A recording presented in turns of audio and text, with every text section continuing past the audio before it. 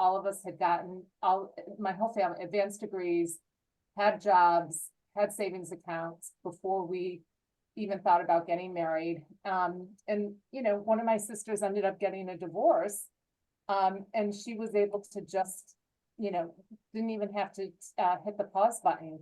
And I think it's so important because we see so many women, and we'll talk about this, you know, as the conversation goes on, that you know, they get divorced and they have no idea what to do. They don't know about their money. They don't know where their money is, and they have no idea what their investments are because their husbands managed everything. So that advice and that independence has gone a long way. So with that, are you going to turn it over to someone else? That's my story. Yes, but you left out the part about how you ended up a nurse, because I thought that Oh part yeah. Oh interesting. yeah. So it was interesting. So when we were picking out colleges, I really wanted to go to school in DC. We used to go to DC when I was younger. I had an aunt that lived there, and I fell in love with Washington, DC, and always said, like, when I am getting out of upstate New York, I'm going to Washington, DC. That's where I'm going to go to college.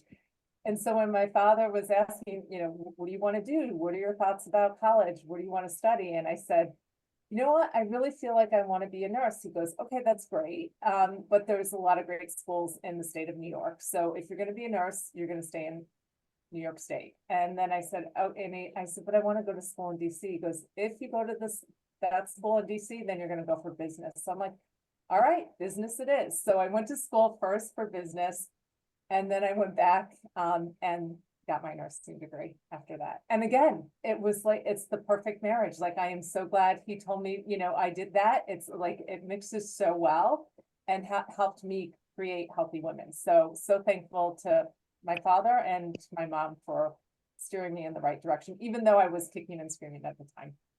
See, I find that really inspirational, and I find that combination of money, values, and how you put them to work in your life is a really good example of that. So, Ashley, do you want to go next? Because I think your story is really interesting too. Sure, thanks, Beth. Like Beth, when I was growing up, my values around money were most heavily shaped by my parents, my primary caregivers, as well as my maternal grandparents, who I have a really close relationship with. And my grandmother just turned 97 yesterday, which is amazing. And my parents and grandparents really prioritized education above all else. Their money mindset was fully focused on their education. And then when my sister and I were born, on giving us the best possible education that we could have. Their mantra has always been money spent on vacation. Money spent on education is never wasted, which I think people have a variety of opinions on. My parents got married right out of college, and my mom worked at a department store for a while to put my dad through law school. And then once he was working as a lawyer, she did her master's for speech therapy, and she's still a speech therapist today. They really pushed my sister and I academically. They instilled the value that an investment in education always pays off in the long term. And they definitely valued academic success over financial success. I carried on this mindset. I have a master's degree in finance, and I actually went back to do a master's degree in contemporary art in 2021. But as we all know, a higher education degree doesn't necessarily translate into financial success or career opportunities. And I think nowadays, with college tuition and higher education tuition costs skyrocketing, there's a really high barrier to entry for both students and their parents as they look for how to support their kids' education. So as an adult, I'm grateful for their emphasis on education, and I agree with it, but I know there are many roads to success in life, especially nowadays. They also instilled, like Beth, saving from an early age. They had both my sister and I work 2 jobs in high school. We had to work 6 months in a retail store and 6 months in a restaurant so that we would know how to treat people when we were adults. And from my very first job at 16, my dad opened a Roth IRA. I contributed $25 per pay period, and I now still have that Roth IRA, but I manage it today. So I think that we'll talk about education as part of well-being more as the conversation flows. That is so important about the Roth IRA. You could be a millionaire at this point in your life. I make my kids Right. do that too. My kids just started working in the last couple of years, and I make them put their whole amount in there, and then I give them money back, front them money when they need it. But I'm a little bit more strict, maybe. Kristen, let's tell everybody your story because you've had a good journey too. Sure, absolutely. And Beth, I love that you're starting here with this question. I think this is a good question to talk to your boyfriend, girlfriend, partner, spouse, best friend about, because it's like everything in present day is clear if you know people's money journeys. My parents sent me mixed messages. They were both social workers. They really, truly did prioritize my education and faith. And I went to private Catholic school the whole time, and that was really where money went. There was no savings. There was no emergency fund. It was very paycheck to paycheck. My father was a type 1 diabetic and just had this kind of Peter Pan attitude that, seize the day, every day could be your last, and was so fun, but so irresponsible. And, I can lovingly say this about him. He passed away, it's like 12 years now. So things did work out for him, but hope was kind of his strategy. And so that left my mom to just constantly be wringing her hands and also seeming like no fun.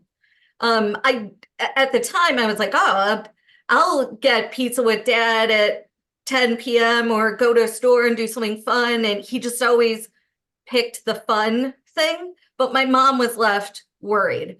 So that is not how we are raising our family. Penny my 9-year-old has more savings than probably my family ever did. When I was growing up, I was always hoping there was a secret wedding fund, but there was not. There was no secret college fund, no secret wedding fund. And I think we're trying to raise her to be more balanced and planful. That is so important. I'm all wrapped up in this question because I'm in the middle of writing a book, and the title of the book is called My Mother's Money. And I told my mom I would be talking about her on the way home. That's good. Yeah, so she knows it's fine. That's good to get permission. My book is about financial caregiving. Like my mom got sick and I had to step in and take over her finances. And writing about it and doing it and then writing about it has shown me that like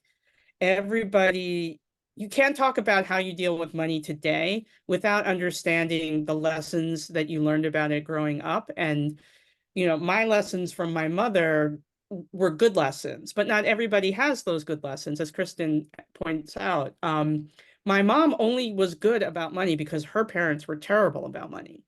And as I was going back and writing about these different elements, like, why did she have long-term care insurance? Well, because she had to pay for her parents when they got sick. And she didn't want me to have to go through that. So she did long-term care insurance. Why did she have a will? Why did she have power of attorney? It's because she had to do all of these things for her parents that were really onerous and hard to do.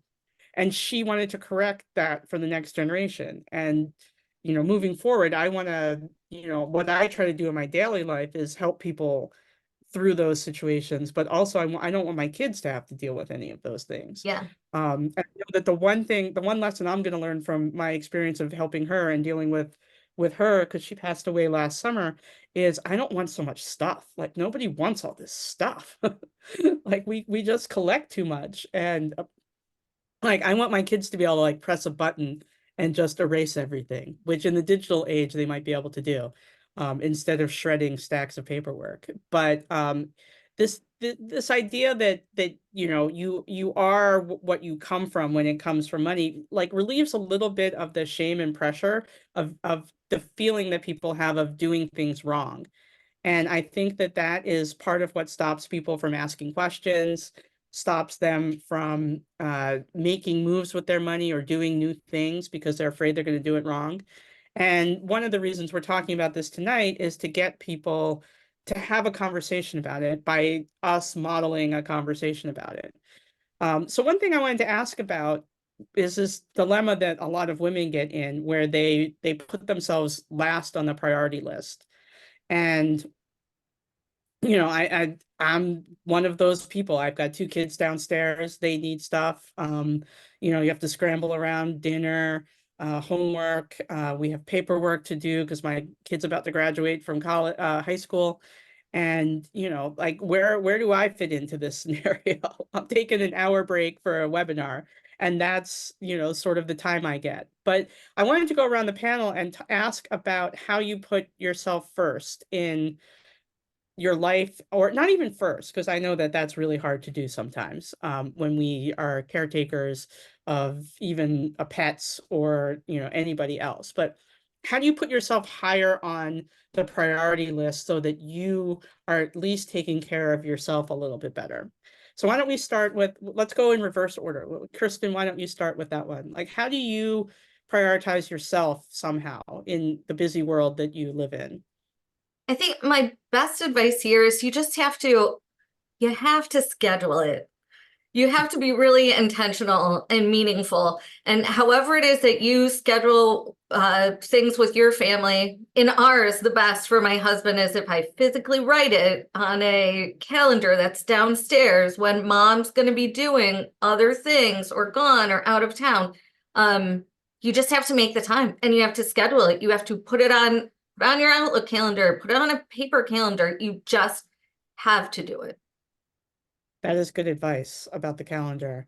Ashley, how did you schedule having a master's degree in the middle of a career and a Yeah. busy, like that seems like something that prioritized your own interests over, whatever else was on your priority list.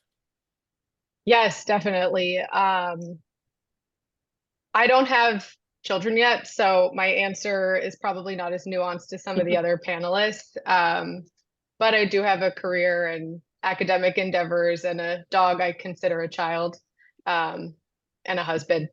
So I think my main answer to how I balance that and prioritize myself is boundaries, at work, at home, with your spouse, etc.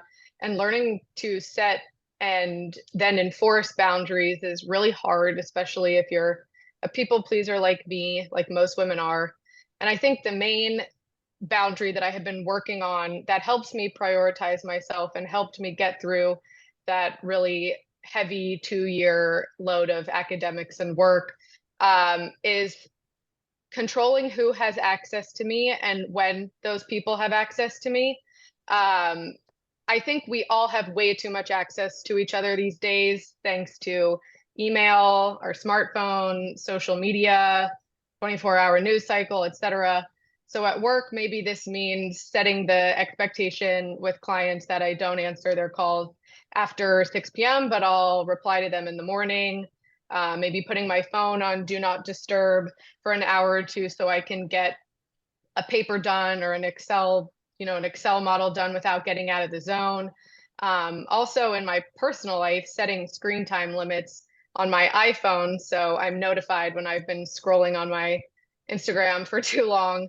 And actually, recently, my therapist recommended creating office hours for myself, separate from work, on the weekend in my free time, where I'm basically unreachable unless it's an emergency, and I can really work on whatever it is that I want to work on: life admin, logistics for a trip, a school assignment, reading for fun, writing, etc. So I'm trying to incorporate that idea of office hours more. That's really intriguing. I might have to do that as well. Beth, what about you? No, I love, so I'm gonna borrow from Kristen. I schedule me time. I finally realized that that's important and there's no reason at this juncture of my career that I cannot take time for me. So in the morning, you will see out of office for like an hour and 15 minutes because I am out running or I'm at the gym. And then I've also, I run with a mom's group. And that way, when you're in a group, it's much harder to say, no, I can't be there. So it just, holds you kind of hostage in a way. And I do the same thing, Ashley. I do not disturb goes on my phone automatically at 6 p.m. I have 2 times that my son comes home. I do not have any calls between 3 and 4 because he's still at the age where he wants to run up and tell me all about his day. And I know those days are numbered. So I cherish that. And then at 6 p.m., I'm like, you know what? Whoever's going to call me or text me, I can get back to them first thing in the morning. And the other thing that I'm doing is my phone stays downstairs. I plug it in, it's off, it stays downstairs. And then when I'm up in the morning at 5 or 5:30, I'll check it and start responding before everyone else gets up in the house. So those are a few things, but I feel like we're all borrowing some of the great advice from each other, that we are carving out time to take care of us. That's an early start, 5 o'clock. I thought mine was early at 6, but you beat me. One of my pet peeves when I see advice out there for women is, when people talk about self-care, we should all spend a little time, on us, which I think is different than necessarily putting yourself as a priority. But all the examples that people give are exercise or like, they're virtuous, so to speak. And when I think of self-care for myself, I think of more of relaxing and luxury, and most of all, just being alone for a few minutes. Like I want to watch garbage television and eat snacks all by myself, like with nobody watching and nobody judging me. And that's my idea of self-care. Like, is running really your idea of self-care, Beth? I mean, or is there other like little luxuries or little treats for yourself that you work in there as well? Like, No, what really totally. works for you? I'm laughing because I do love a good, television that I can just watch whenever I want to watch. And so Modern Family is one of my go-tos because it just makes me laugh. And I'll watch like the same, I mean, it's, reruns. So, but every time I watch an episode, it just makes me laugh. And I have to say the other thing I did, and I did a lot during COVID, when you couldn't go anywhere, was get in the car and drive, and I would listen to the comedy channel on the radio. And the only thing that I would make sure, and I would put a post-it, is change the station when I got out of the car, because there were a couple times that I had to pick up kids and I'm like, oops, like the radio was on the comedy station, and like some of the words, they're like, oh my God, they should be bleeped. But I have to say, fun TV that just makes you laugh and forget about everything. And the comedy station in your satellite radio is just my go-to. Kristen, what about you? What's your secret self-care that you enjoy for yourself? My girlfriends are the key to my sanity and self-care. With this panel group, when we had been talking, I was off to my 20th college anniversary with a group of 5 girls that we lovingly call the Fab Five. And we are on a daily text exchange. We became particularly close when we all became moms. And then also through COVID, we really just started to communicate with each other all the time. But I do a trip or 2 with those girls every year. I am lucky enough to have my best friend still in town, who we've been friends since 1st grade, and she has a only child daughter just like me who's the same age. So we're just, they're just like next generation besties. And then one of my really good girlfriends from high school just moved back to Cleveland from San Francisco. And seeing those girls on a regular basis, and even not seeing with them, those Fab Five girls were just texting and sending silly memes back and forth to each other, have gotten people through pregnancies, divorce, death of parents, really, really hard times, but really, really fun, good times too. That is my self-care 100% recommendation, is get yourself a good girlfriend or a few really, really, really good girlfriends. That is excellent advice. What about you, Ashley? What's your secret self-care? Something newish I've been trying is I live 5 minutes from Central Park in New York City. And I don't know if everyone saw the news a few months ago, but there was a serial puncher going around the city, punching girls and women in the face. It was all over the local news. And I stopped wearing my headphones in my ear when I walk my dog in the park. I walk, an hour or so most days when the weather's nice with her in the park. And it changed my life. I always thought to myself, I got my best thinking done in the shower. That's probably because I don't have anything else interrupting my thoughts. But before, when I was walking, I always had an audiobook, listening to an audiobook, called my mom, called a friend, listening to a podcast, music. And when I started doing what I now call my unplugged walks, I really get my best thinking done, clears my mind. I notice the birds chirping, the wind, the breeze, etc. Also some unsavory things you don't want to notice in New York, but you kind of have to take what you get. So that's something new I've really enjoyed adding in. It's free, it's easy, you can do it wherever you live. So let me know if you all do unplugged walks. Maybe I'm really late to that, but it's been a game changer. I love unplugged walks. That's 90% of what I do for exercise. Yeah. Let's turn to a little bit towards money, if we can. I wanted to ask if there are ways that you can talk about that you've been able to free yourself from a money problem or money mindset problem, I should say, not just like a structural problem or a practical problem. Or if you've helped somebody through one of those. I'll give you an example from my life.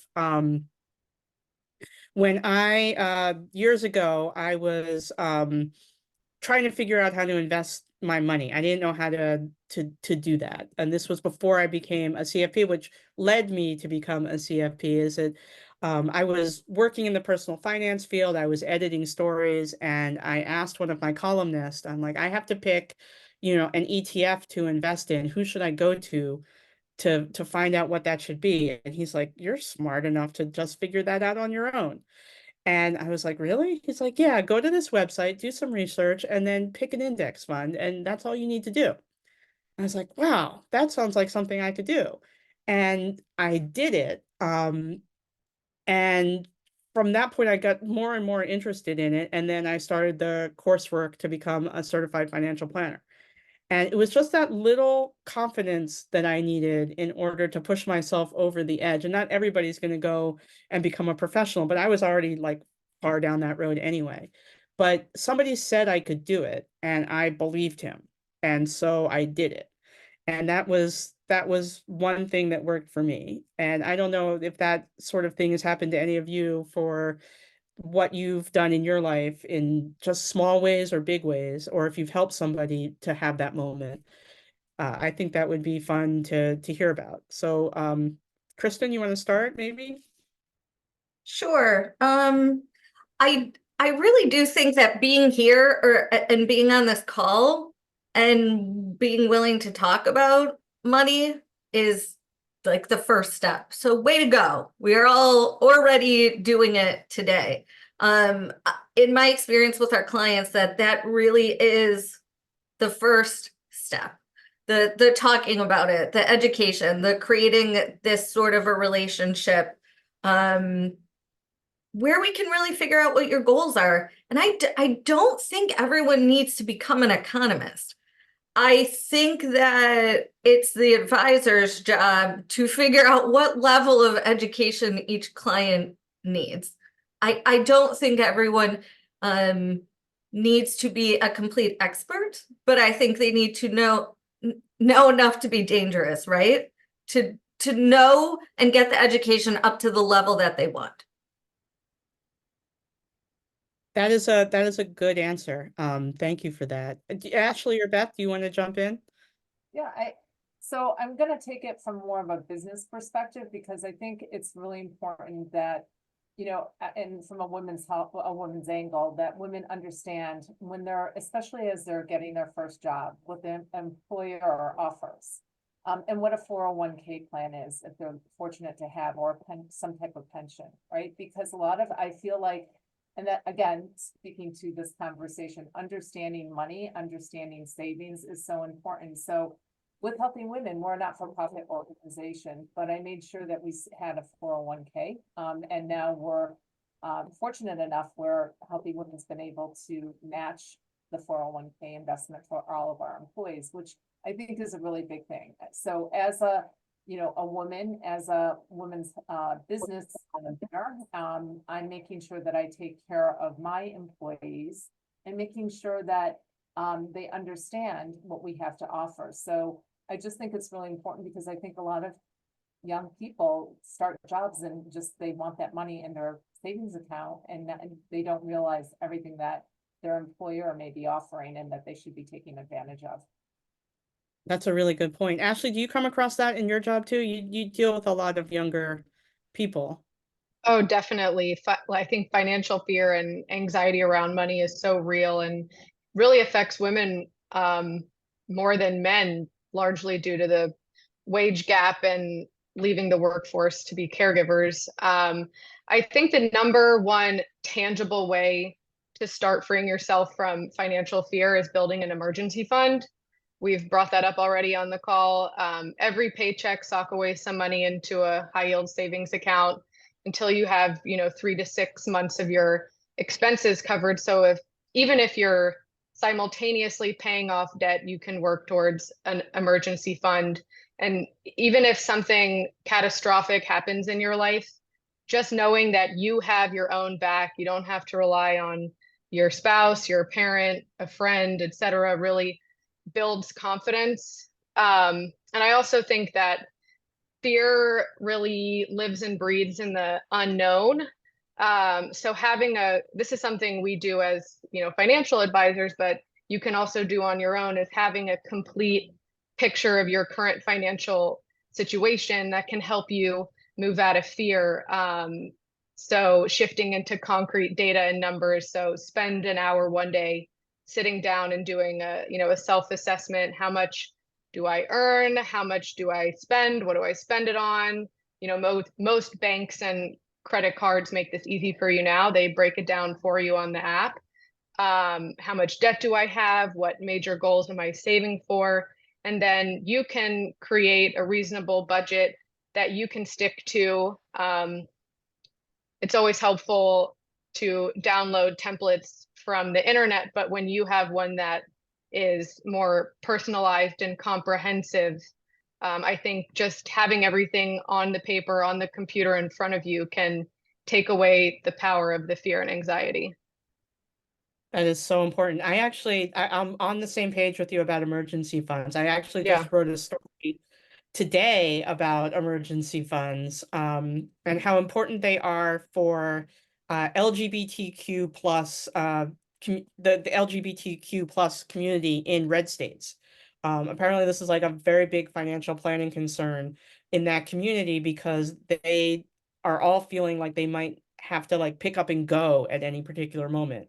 And so the first thing you need in an emergency situation like that is a really big emergency fund. So they're saving, the traditional recommendation is 3 to 6 months of your income and of your expenses to cover in cash from an emergency fund. And they're going way beyond that because they might have to pick up and move to another state where it's more expensive, where they're not sure what their employment prospects are, and so forth. So this is, not just the LGBT community in these states, but also the doctors, the teachers, the families who might not be, the parents might not be LGBTQ, but their children might be.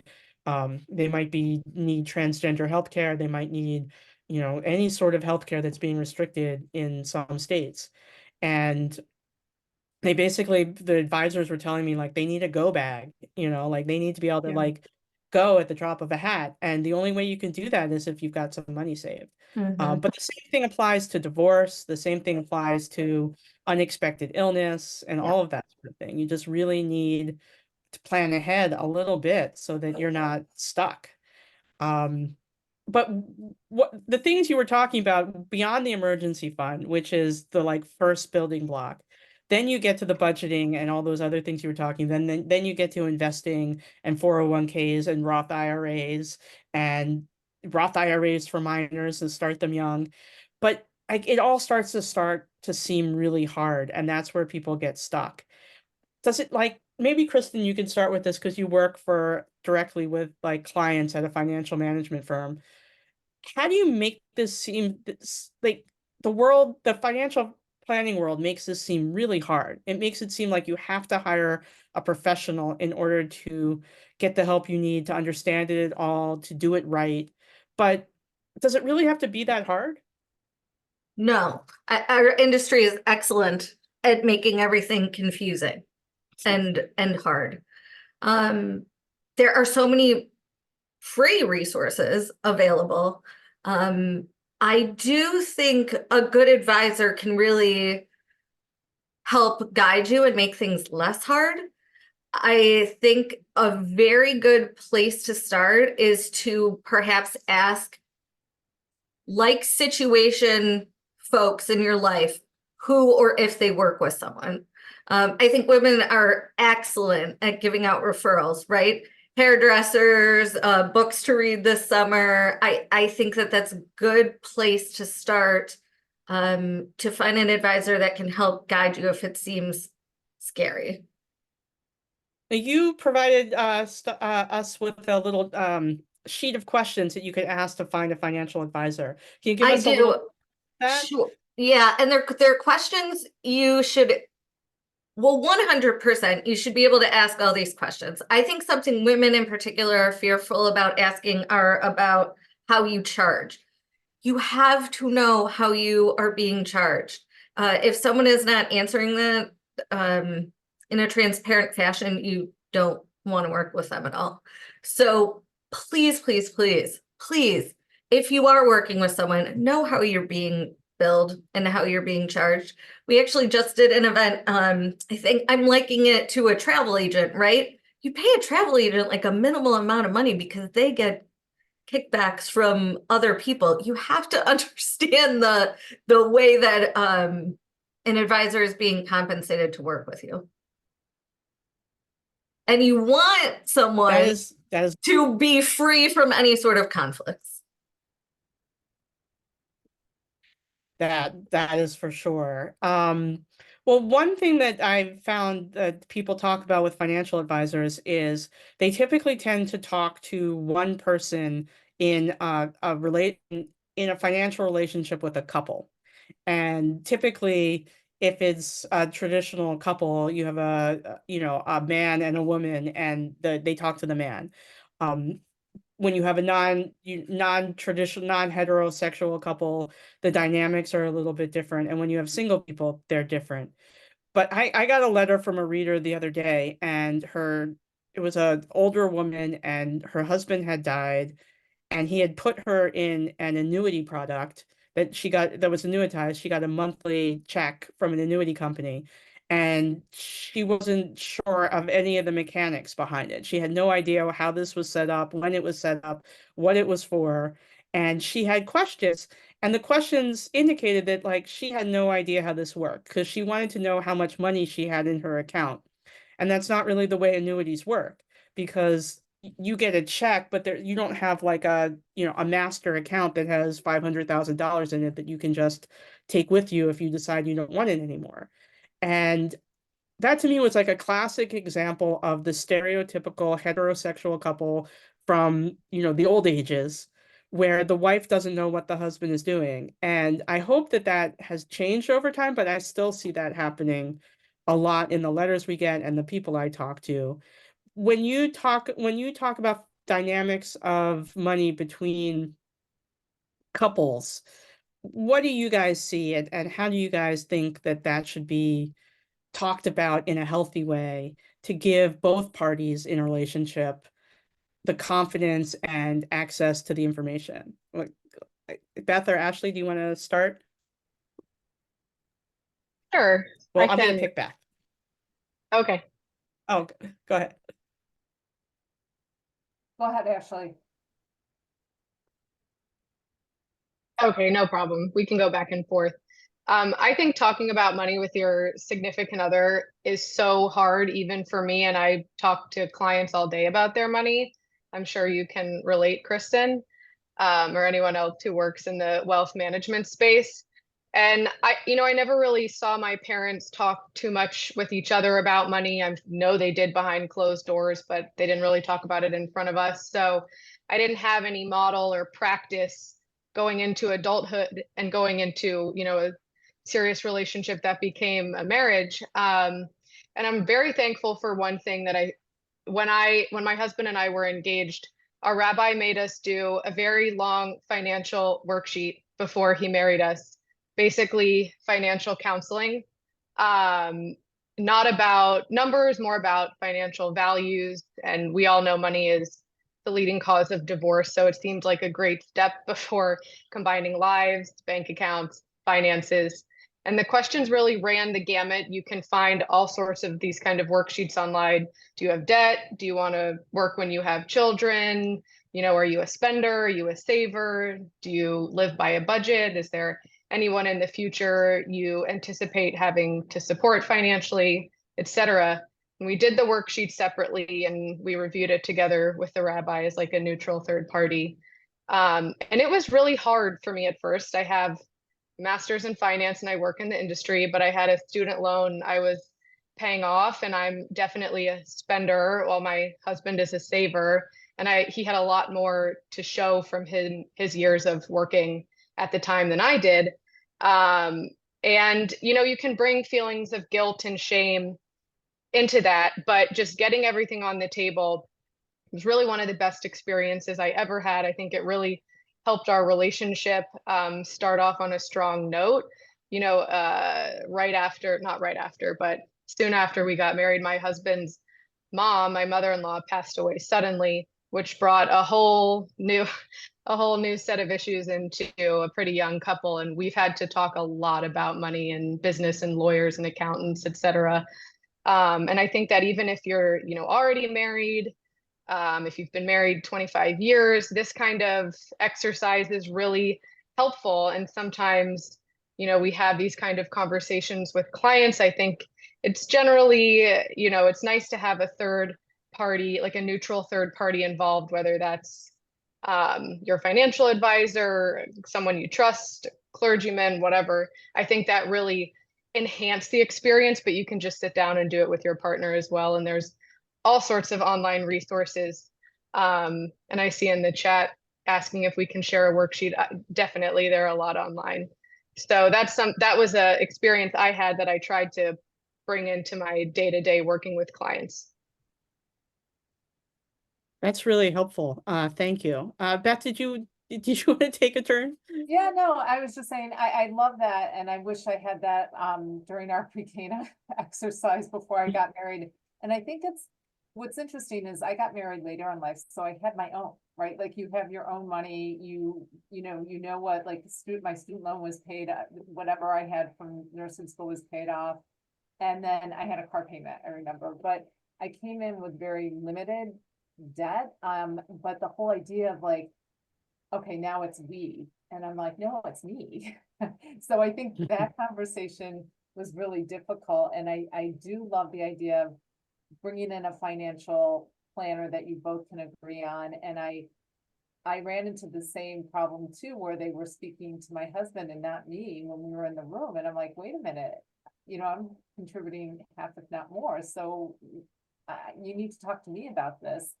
And I also feel that it's important that you keep your own savings. Like I have my own savings. I still have my own savings account. We can have joint, some things, but I still have my own go-to that I control and manage.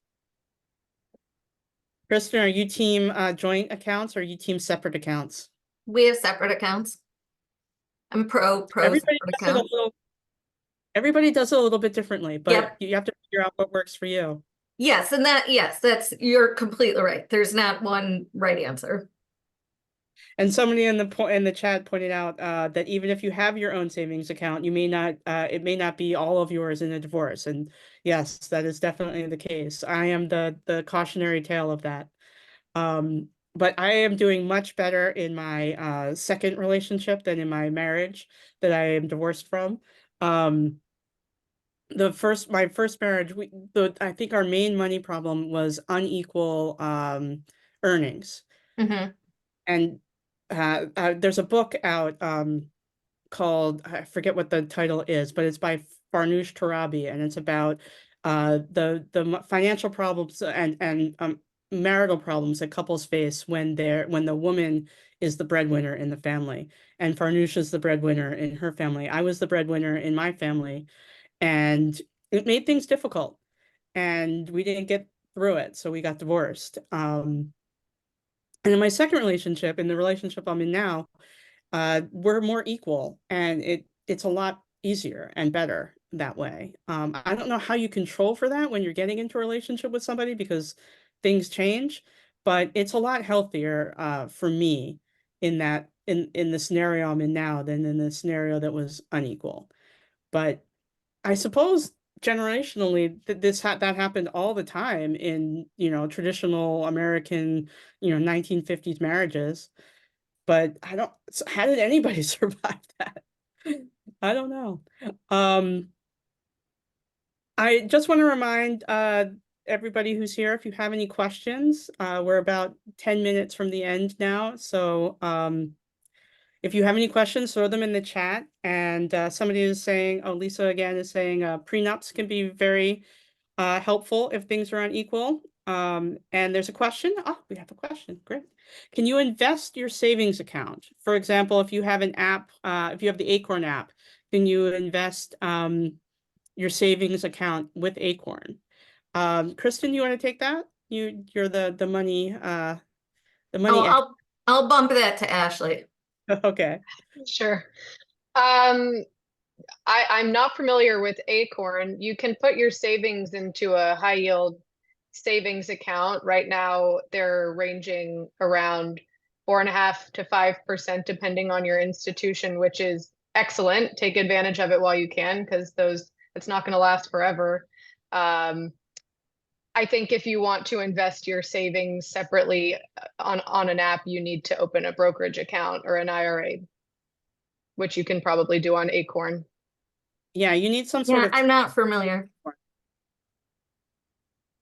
Yeah, you would need some sort of trading platform for that. And you can do it through most banks, but you probably would need to put it into their investment slot rather than their savings account slot. So you might have to transfer it over to another account type. Oh, Stacy knew the answer. Thanks, Stacy. There you go. There will be a replay. And let's see. While we wrap up here, let's ask each of the panelists, what is your main advice for people to connect their money and their health together? What works for you? And let's start, Kristen, you want to start? And then we'll just go around. You're the first square on my screen, so that's why I keep picking on you. No worries. I think that you have to come to the conclusion that the two are completely intertwined, and you have to take care of both. I think that they should be equal priorities because one affects the other. Money is the top cause of stress and financial issues in the United States. And if you're stressed, you will be ill. And if you're ill, it will cost more money. And it's just a vicious cycle. So I guess my ending message is that you have to prioritize both of them. They're equally important in your life and the life of your family. What about you, Beth? What would you tell people is the most important to connect those two things? No, I agree. I think and it's proven that your financial health affects your overall health. So my advice to your audience would be understand where you are right now. And just be honest about it, because I feel like for so many people, it's like the calculus book. You don't want to open it and you think that you're just going to learn it through osmosis and it can sit at the corner of your desk. Tear off the Band-Aid, understand where you are right now, and then if you need questions answered or you're in some trouble, call Savvy Ladies. Like, this is the perfect resource to help hold your hand and help you understand how you can get out of debt or set yourself up for financial success and you know, and get your savings and taking care of you. So that would be my advice, is making sure that you're very honest with yourself right now. And if you need help, you've got a great resource at Savvy Ladies to help you. That is a very good message. Ashley, do you want to take a stab at that one? Sure, I echo what Kristen and Beth both said. Financial wellness is just as important to our overall well-being as physical or mental health. And I think that just viewing, keeping up with your financial life and well-being should be as important of a part of your routine as other forms of maintenance. If you know, go to the gym, get your nails done, if you meditate every day, if you go to synagogue or church, like if those are things that fill your cup in your life and make you feel balanced, then having a quarterly call with your financial advisor, sitting down with your partner and having these, you know, quote unquote financial counseling conversations, that should be built into your routine as maintenance. You know, if you're getting your nails done once a month, you can take a look at your financial situation once a month as well. Just building it into the routine so it never gets to a point where you feel like you're up against a monster that you can't handle. Yeah, I agree with you. Baby steps. I always equate money management to diet and exercise even more closely. Like when I was running a personal finance site years ago, we were actually part of the lifestyle vertical rather than the business vertical. We considered, you know, the ins and outs of your money to be the same as the ins and outs of calories and, you know, in your body. And the same way that when you diet and you want to have the discipline to exercise and watch what you eat, when you're and then you see little changes on the scale, little changes in your body, and you get motivated by those little changes because they're positive and you want more of that, and so you keep going. And money works the same way. You make little steps, you keep at it, you're disciplined, you do these little things, and when you get positive feedback in the form of, you know, being able to afford a new tire because you got a flat, and that sort of, you know, immediate feedback, then you keep going and you take these little steps and little steps and little steps. And that's what's worked for me the most in my life. Like I started, you know, when I was young, had no money, and, you know, built up. It was very slow and, you know, very painstaking. Like even like I look at I give a lot of advice all the time about 529 college savings plans. And most people don't know where to start. You know, I talked to a colleague yesterday who didn't know how to start. And, you know, I always say, you know, just open up the account and put $25 in and just chip away at it, which is what I did. Like I literally put in $25 a month for my kids. And one of them, you know, is graduating high school tomorrow and going to college, and I have to pay the first bill in July. And there's money there to pay for it. And that's incredible to me, you know, that's literally 18 years of chipping away and saving, you know, $25 at a time. And the time is finally here to pay that bill. And it worked. You know, I don't have all the money for college because college is expensive, but I have enough so that that first bill isn't freaking me out. And that's all I wanted, right? Like I just needed to get myself to do it all that time and put it on autopilot. It comes out of my checking account, and you just need to treat your whole life like that. You know, one day you'll need that money that you're going to spend, and one day you're going to need the retirement money. And if you've been disciplined, it'll be there. But the only hard part is getting started, right? So that's my ending message, and I'm right on time. So there we go. Thank you to everybody for participating today. It's great to see so many faces here in the chat, and hopefully we'll see you again at another event. I don't know if Judy wants to come back on, and oops, we're muted. Yeah, I will. Thank you so much, Beth. And I want to thank Stacy Francis, who has joined this call. She's the founder of Savvy Ladies, and Lisa Zeiderman, our board chair. You've seen them answer a lot of the questions in the chat. So In addition to our wonderful panelists, we've gotten lots of information shared with you in the chat, and we will be sharing all the recordings with you and some of the backups. So I know you've asked for some